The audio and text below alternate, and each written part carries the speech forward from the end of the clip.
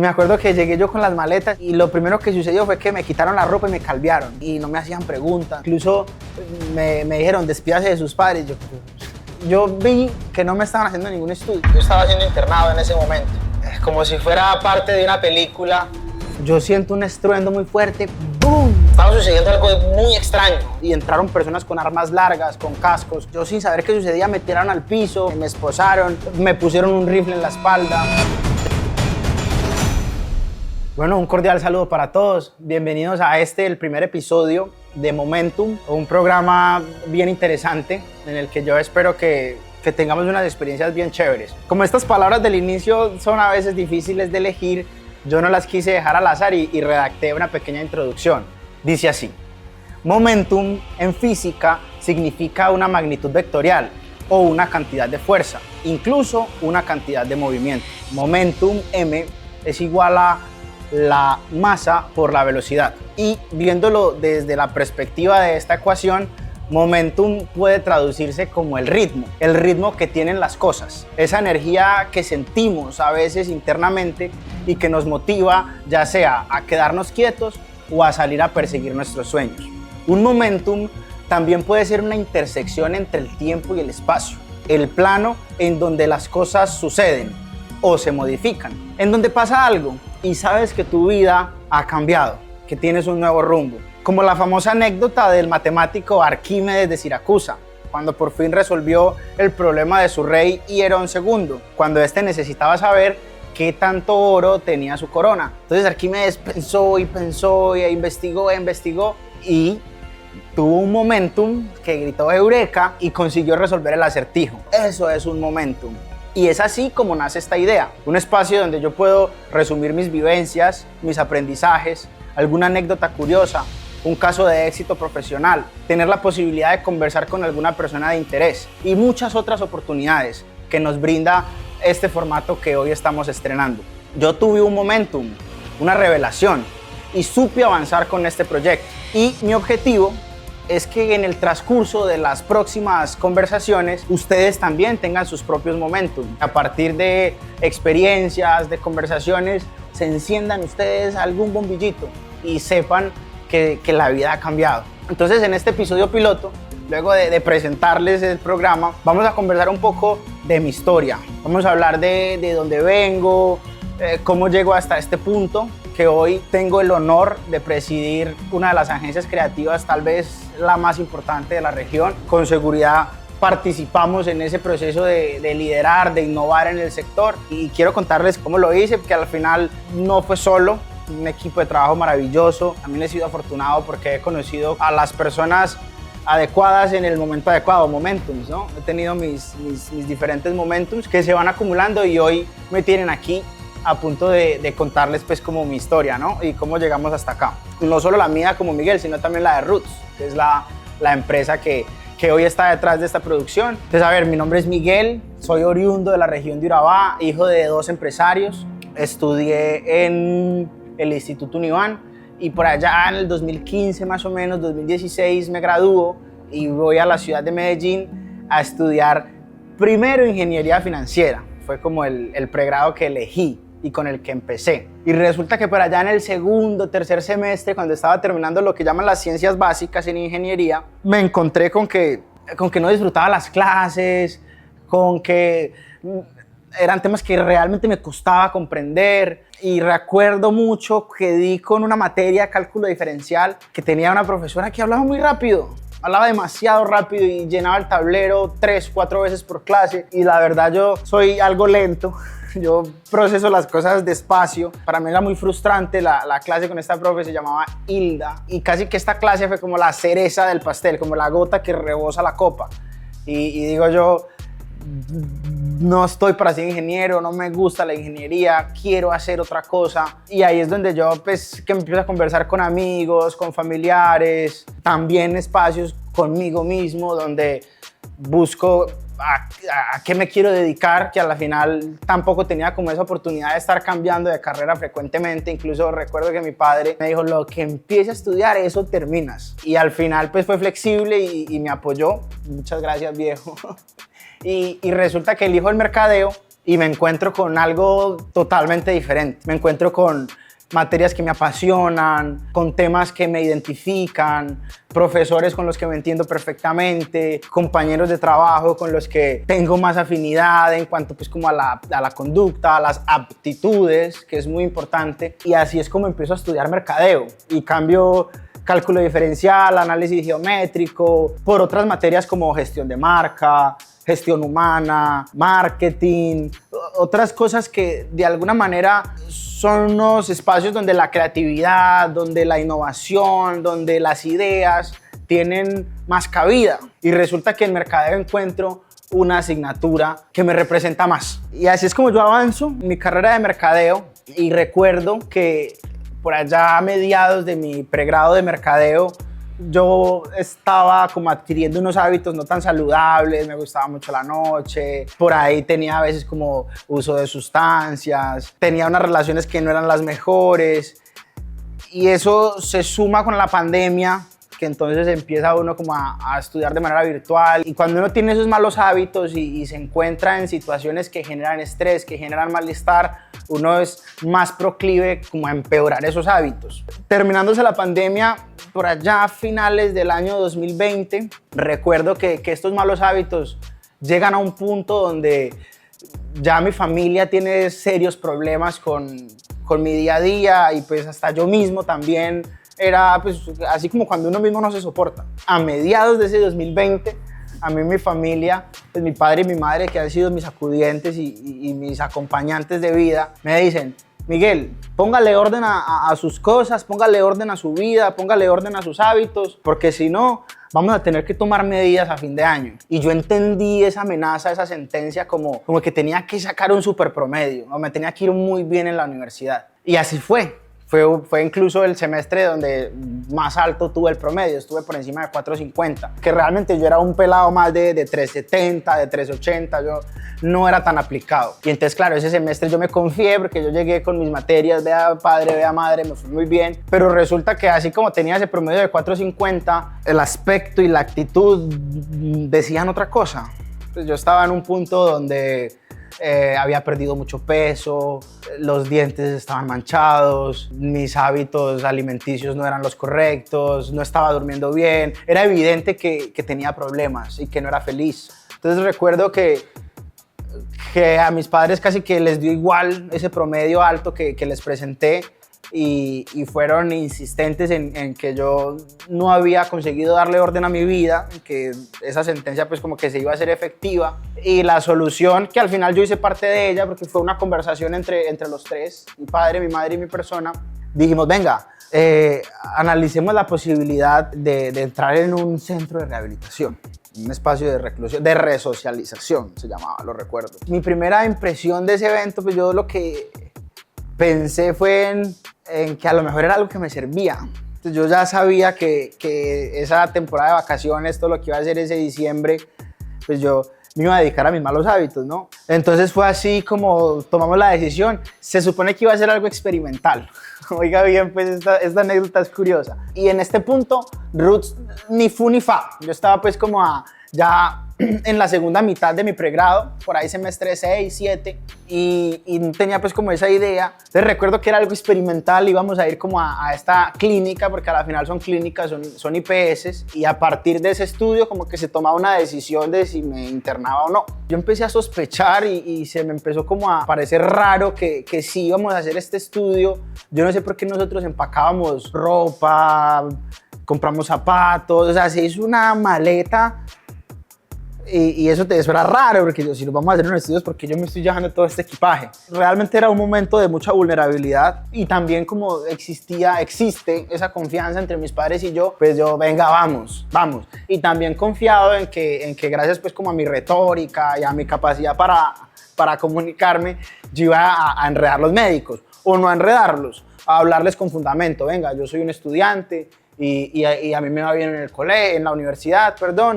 Y yo mantengo eso en la casa, si salgo son los fines de semana, y me gustan las sustancias, pero yo las controlo. Ese era el discurso con el que yo iba a llegar allá a la clínica. Y me acuerdo que llegué yo con las maletas y lo primero que sucedió fue que me quitaron la ropa y me calviaron.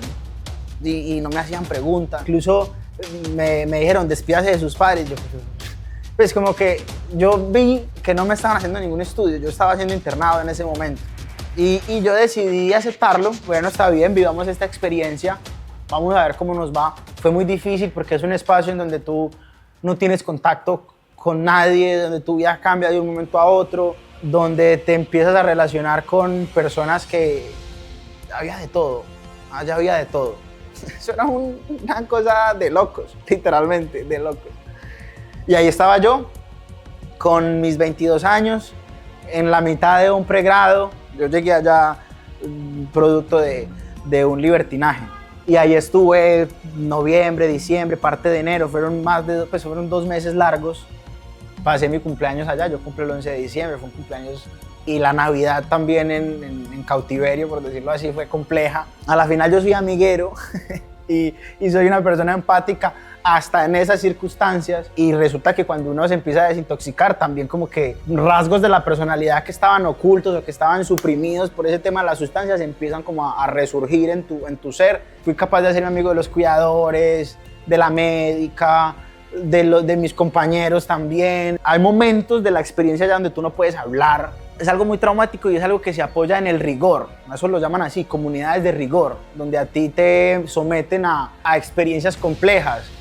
Baños de agua fría, te ponen en posturas y tienes que estar ahí por muchas horas, o a veces te aíslan por días, y muchas veces también como en el límite de la dignidad. También habían temas que eran como muy humillativos. Te obligan a gritar, te obligan a hacer muchas cosas que al final yo entiendo que hay personas que pueden estos procesos como generarles beneficios, pero yo me sentía totalmente ajeno a lo que estaba sucediendo allá. Yo me sentía que no era algo que yo necesitara.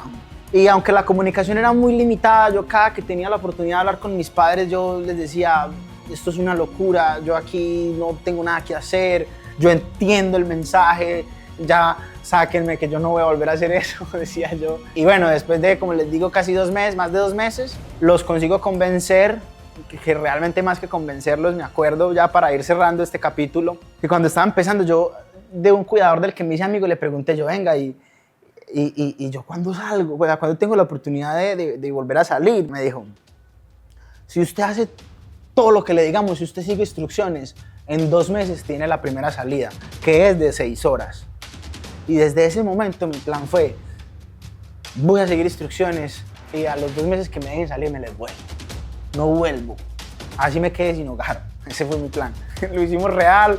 Me aguanté esos 2 meses, seguí instrucciones. Yo fui pues el mejor estudiante del centro y efectivamente a los 2 meses me permiten salir, y era una salida donde yo tenía que regresar al mediodía, pero me acuerdo que yo salí. Evidentemente mi familia fue por mí y tenían pues preparada como una experiencia donde íbamos a compartir ese mediodía y donde me iban a devolver, porque es un tratamiento de 1 año. Y cuando me dan la salida y yo tengo estoy con mis padres, yo les digo, vea, yo no voy a volver allá.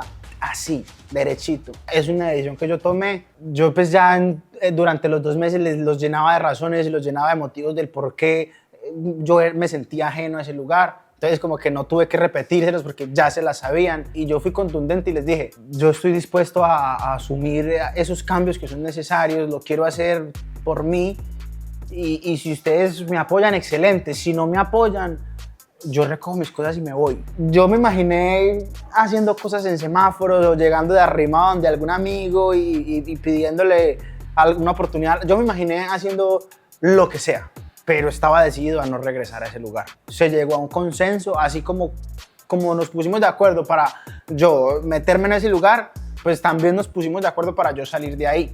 Un punto ahí para mi familia. Entonces, ya en el 2021 yo consigo en enero, ya que tenía pues todo el proceso con la universidad de los semestres anteriores, retomo mi actividad académica.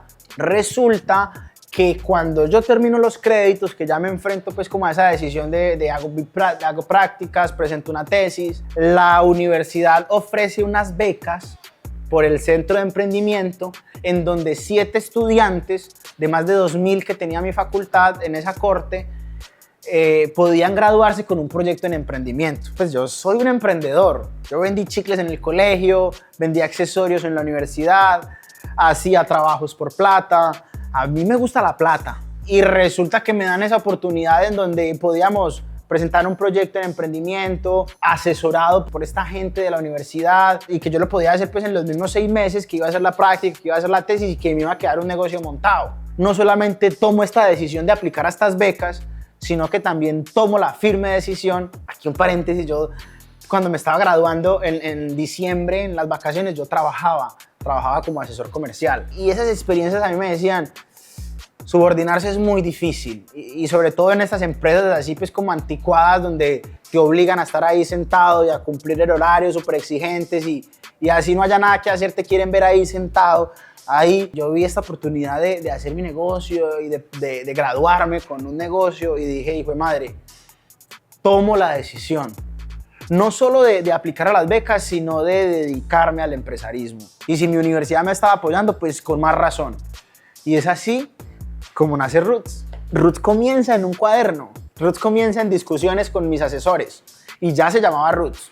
Que Roots traduce raíces. Y es así porque yo considero, y mi equipo de trabajo me ha seguido con esta idea, de que las comunicaciones parten desde la raíz. Las comunicaciones parten desde que tú entiendes la marca, desde que tú analizas qué objetivos tienes. No se trata de tomar unas fotos bonitas y ya está. Se trata de sentarte con tu cliente, conversar, hablar de presupuestos, de disponibilidades, de necesidades, de objetivos. Entonces yo digo, no, va a ser una agencia creativa, se va a llamar Roots, vamos a manejar redes sociales. Ya yo decía, la vamos a ejecutar en el Urabá, porque yo amo mi región y soy como también por los estudios, por la capacidad académica, reconozco como la oportunidad que hay aquí, del puerto, la vía al mar, las carreteras, la agricultura, las universidades, todo te dice que esta región es el presente y el futuro de Colombia y hasta de Latinoamérica, por temas de competitividad y por temas de competencia y por temas de que mi red de contactos está aquí, pues Roots se monta en Urabá. Hoy tenemos operación en Medellín,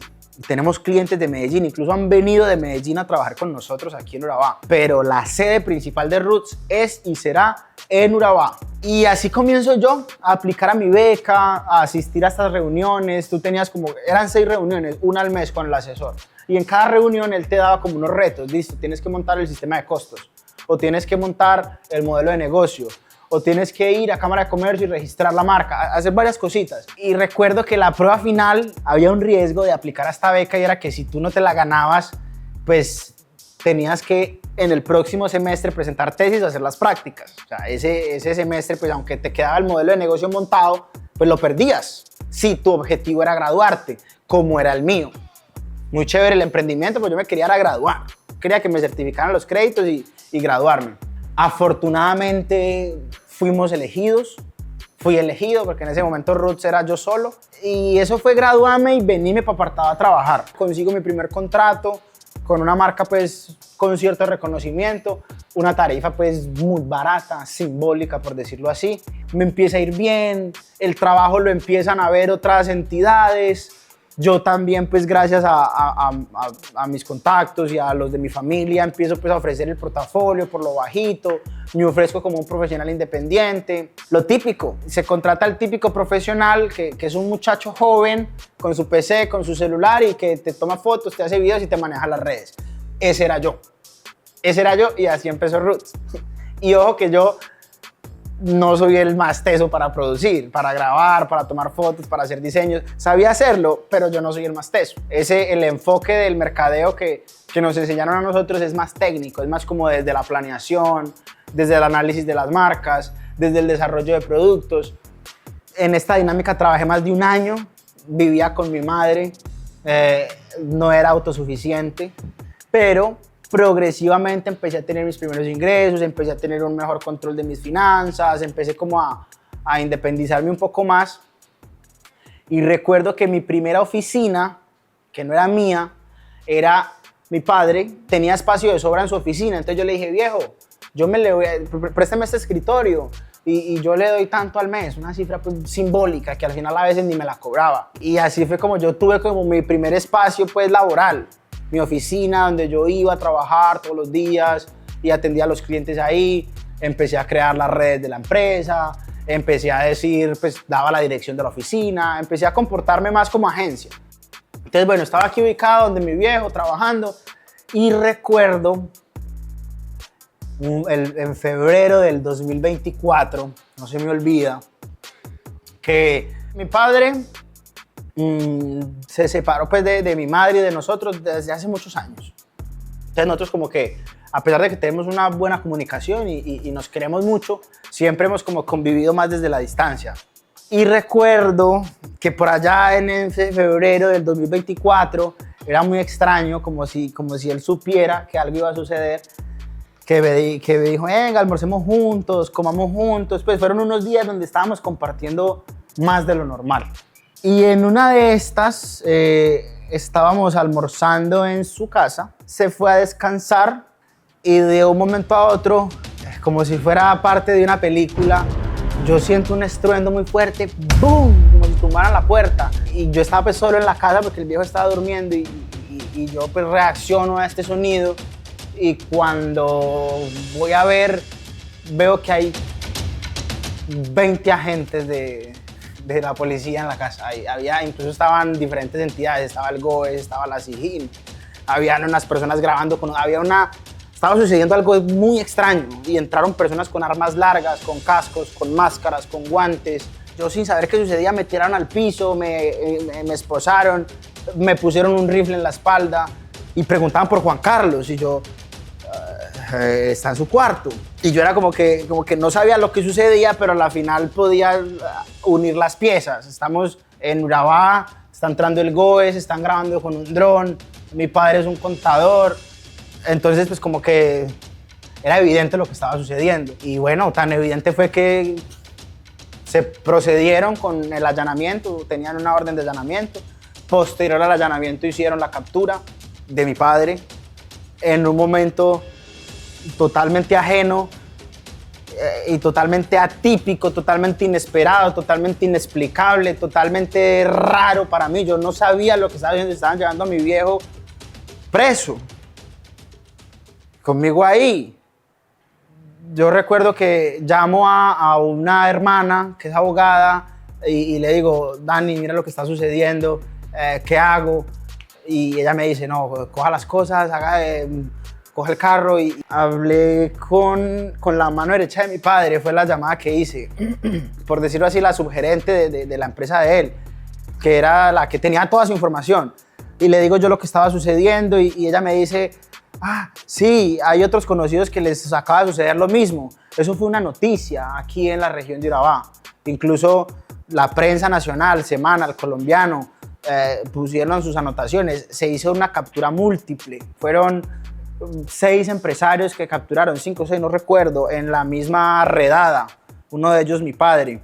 Así como pues, luego fueron a la oficina y fueron unas semanas muy complejas donde yo que estaba instalado en esa oficina y que a la final tenía un contacto directo con mi padre, que en esos momentos era cliente mío, me quedé en una situación difícil, compleja, extraña. Él mismo no entendía lo que estaba sucediendo. Puedo dar fe de la buena persona y de la inocencia de mi padre. Afortunadamente, hoy, más de un año después de que eso sucedió y de que él estuvo pues, recluido un tiempo en subestaciones de la policía, otro tiempo en casa, la justicia pues le dio lugar a las razones y a los argumentos que presentábamos nosotros y mi padre pudo recuperar su libertad. Pero fue un proceso complejo y difícil donde yo me quedo en la calle porque yo veo cuando están entrando a allanar la oficina también y saco mis cosas y en ese momento, como por obra de yo no sé, como el universo, Dios, no sé por qué, pero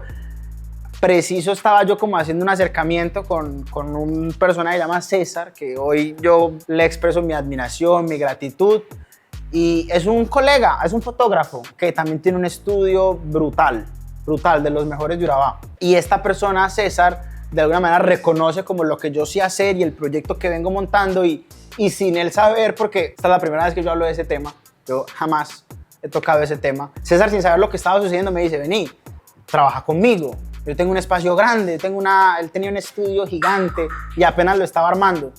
Entonces me dice, instálate acá.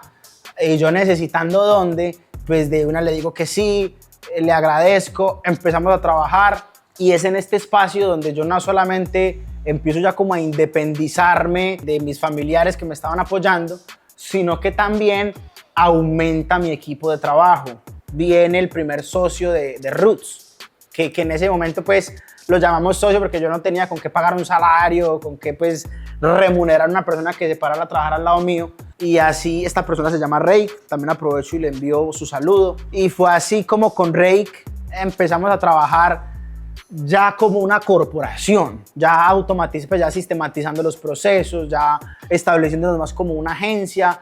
Y en este lugar de César crecemos un poco más, ya después de ser él y yo, entra una tercera, después una cuarta, luego una quinta persona, y ya empezamos a hacer tantos que le estorbábamos a César, y César me decía, amigo, es que una cosa eras tú, o tú y tu socio, y otra cosa es lo que están haciendo ahora, que teníamos en una esquina del estudio un montón de mesas y de computadores ahí, y era estorbaba, entonces es ahí donde damos otro paso súper importante en donde salimos y conseguimos nuestra primera oficina ya de Roots, una oficina con los colores de Roots, con el nombre de Roots, con el equipo de Roots. Y ahí empieza como la historia ya de Roots fuerte, ya de Roots con varios clientes, con un flujo de efectivo.